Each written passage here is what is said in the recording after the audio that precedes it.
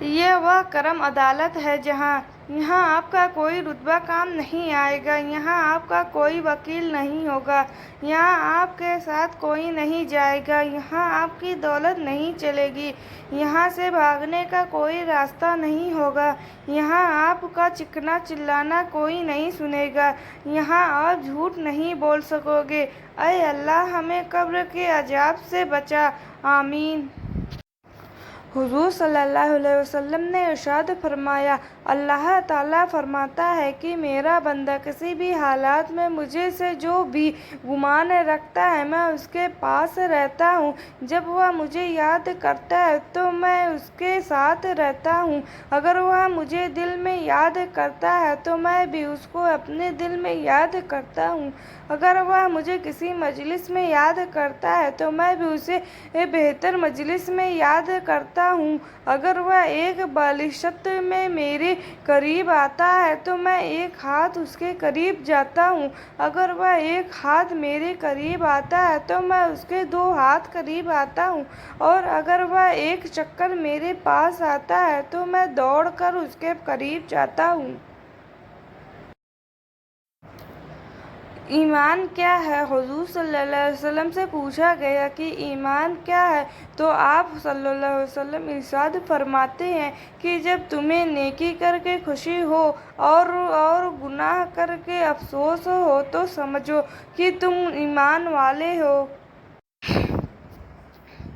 چھپا ہوا شرک۔ نبی کریم صلی اللہ علیہ وسلم نے فرمایا کہ میں تم کو ایسی چیز کے بارے میں نہ بتا دوں جو میرے نزدیک مسیح دجال سے بھی خطرناک ہے؟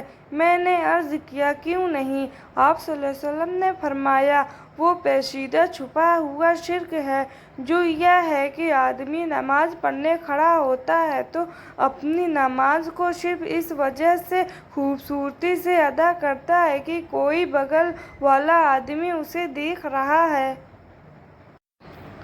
رسول صلی اللہ علیہ وسلم نے فرمایا صدقہ کرو کیونکہ بہت جلد لوگوں پر ایسا زمانہ آئے گا جب ایک شخص اپنا صدقہ لے کر پھرے گا اور کوئی اسے لینے والا نہیں ہوگا۔ صحیح بخاری جلد 87 120۔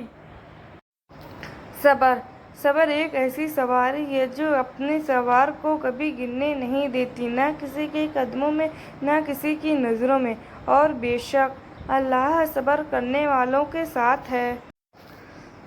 اسلام میں عورتوں کا مقام۔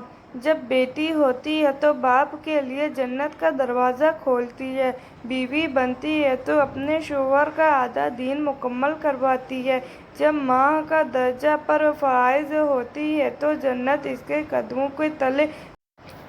لوگوں کی عزت کے ساتھ کھیلنے والوں کی سزا۔ رسول صلی اللہ علیہ وسلم نے فرمایا جب معراج کی رات میں آسمان پر گیا تو میرا گزارا ایک ایسے گروہ کے پاس سے ہوا جن کے ناخن تانبے کے تھے اور وہ اس سے اپنے سینے اور چہرے کو نوچ رہے تھے۔ میں نے جبرائیل علیہ السلام سے پوچھا کہ یہ کون ہیں؟ تو جبرائیل علیہ السلام نے فرمایا یہ وہ لوگ ہیں جو غیبت کرتے تھے اور لوگوں کی عزت کو بدنام کرتے تھے۔ بسم اللہ الرحمن الرحیم۔ دعاؤں کے پھول آپ کے نام کرتے ہیں، آپ کی مسکراہٹوں کو سلام کرتے ہیں۔ اگر آپ نے اپنی پیاری سی نیند کو کر دیا اللہ حافظ تو ہم آپ کو صبح کا سلام کرتے ہیں، السلام علیکم۔ میرے پاس اتنا وقت نہیں کہ میں نفرت کرنے والوں سے نفرت کروں کیونکہ میں مصروف رہتی ہوں ان لوگوں میں جو مجھ سے محبت کرتے ہیں۔ نمازی کے نام سے ڈر گئی زمین۔ ایک عورت حضرت عمر رضی اللہ تعالیٰ عنہ کے پاس گئی اور وہ کہا کہ میری تیل کی شیشی زمین پر گر گئی اور زمین نے سارا تیل پی لیا، آپ واپس کروا دو۔ آپ نے ایک خط لکھا اور عورت کو اسی جگہ رکھنے کو کہا۔